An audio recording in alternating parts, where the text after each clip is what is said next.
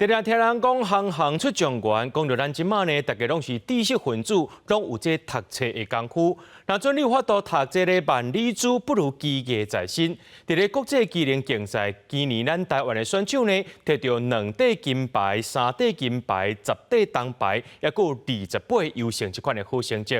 不过，根据着这教育部的统计，台湾的基职学生逐年拢伫咧减少。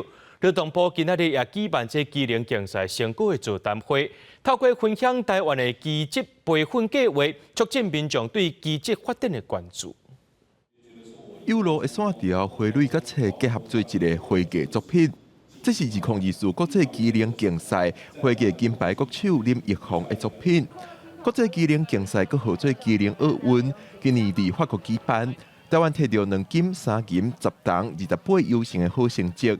69个参赛国当中排第4，让国际看到台湾的技能实力。我们去参加国际比赛哦，不只是办理竞赛，会有很多活动、研讨会、厂商的展览，然后主题馆。除了竞赛以外，就是交流是很重要，各国的交流。总统府主席沈荣津也分享，基职人才甲国家经济发展关系真深。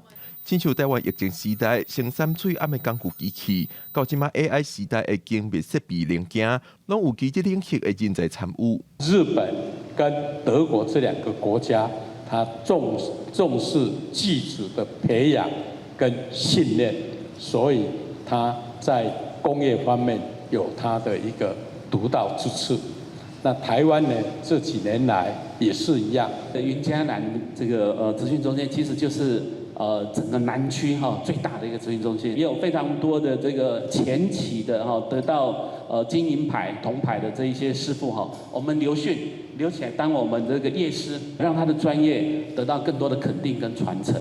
虽然技能竞赛成绩显目，但是受少子化等等因素影响。根据教育部的统计，国际学生10年以来减少超过19万人，整体国际学生占比也为56%降到49%。劳动部表示，当咧参教育部、经济部、民间企业合作，打造平台，鼓励少年人学专业技术。记者郭文丽、玉凯台北报道。